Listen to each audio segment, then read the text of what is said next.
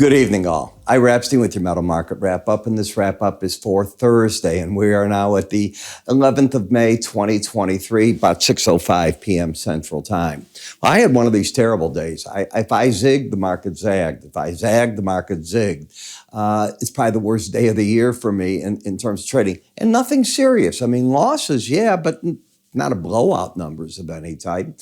There were stops in place on the ones there, and the momentum trades that I put on, they haven't been stopped out yet. So where are we on these markets? Well, at the end of the day, right after the market closed, words come out that the President Biden and members of Congress have jointly decided not to have a meeting tomorrow. And it's not because they're not getting along. It is because, surprise, surprise, staff members are trying to find a common ground to do something. Let me share with you what that ground is. Extension. You heard me, extension. The president wants to go to the G7 meeting in Japan. There's other pressing things. You've got the border going on. This is a perfect time for everybody to sit back, let the staff members do more, and give the market an extension. I told you it would get you more free time on TV to all the congressmen. It's happening. The president will have something. And then they can decide what to do, because with an extension, both Mr. McCarthy and President Biden have backtracked on things they said they didn't want to do. They both given things, and there's the natural event. So this is not my first rodeo with it, and I hope it's not your first one. You go through this. We saw yesterday also ex-President Trump on CNN. Did you watch the interview? He is of the opinion that the Republicans should press all the way. And if the President Biden doesn't cave, then we should go into a default. I personally think a default is not a good thing. I think that we have to control spending, but I'd like it to not be where we ruin and tarnish ourselves. We shut off Social Security. We shut off food stamps. We tell the world we're not there to be counted on. No, I realize President Trump does radical things, and I think that's radical. I don't think it's necessary. I think you find another way to do it, and that's why it's called politics. I do understand his push. I do understand his aggressiveness. He's always been that way, and he's probably going to be sued again by Miss Carroll from the looks of it. Once he called her a wacko again. I mean, here he is with I was cracking up. I'm going, I know she's going to come after him again for defaming her. And now she's saying that. And then I was wondering about those papers he did. Did you watch the interview when he's saying that presidents have the right to bring him back? I think that his lawyers were saying that there were some papers forgotten. They didn't even know they have them. And now the president is saying the opposite. Again, he doesn't know how to be quiet. All right. I don't know how to trade on some days, and today was that day. When we take a look at the gold market for the week, though, the market's down 0.19%. Not 0.5%, not 1/3%, 0.2. The pattern in the market sort of just hanging here. Where are we? Well, here's what you've done. Up until today's break, and I can take you back to this so you see it. I'll take today off. You had a pattern of higher lows and higher highs. If you break down today and don't take out the highs of Wednesday, which is exactly what happened, you end up with the higher lows, but now you got lower highs. You've gone into a pause pattern, and that's where you're at. At what point are you on the chart? You do know what the red line is. It's the 18-day average of closes, and I teach that that's the line in the sand. It's from that number markets often like to make decisions. So if the market's going to be good from here, what I don't want to see it do is take out the low that we made, what was that, last week? I want to see it get over 2056 and try the assault to the upside. Where's the Bollinger Band? You want to tell me that that didn't stop the rally? It absolutely stopped the rally. Ice cold. So when you take those courses that I have, they teach you things. And you get up to these bands and you look at momentum with them and you say to yourself, this isn't the place where I should be at this point in time. Did we not talk just earlier this week, 2 days ago, 3 days ago? I said, watch out, silver's now on the other side of the 18-day average, and look what's happened. You've gone from 78 ounces of silver to get 1 ounce of gold, and now you're sitting at 83. Why?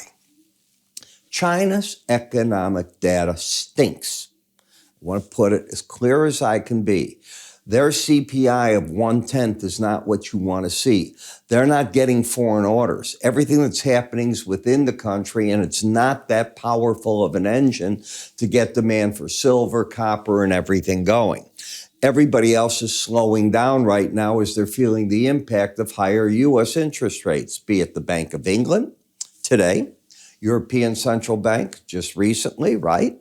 With the United States raising rates, everybody trying to slow their economies down a bit, and you're feeling it in this market. Now, you are under the Bollinger Band, so you're getting overdone already, and you're oversold. Yes, you could make a run for the 100-day average or lower, but the fact that you're under the Bollinger Band, I wouldn't be pressing it.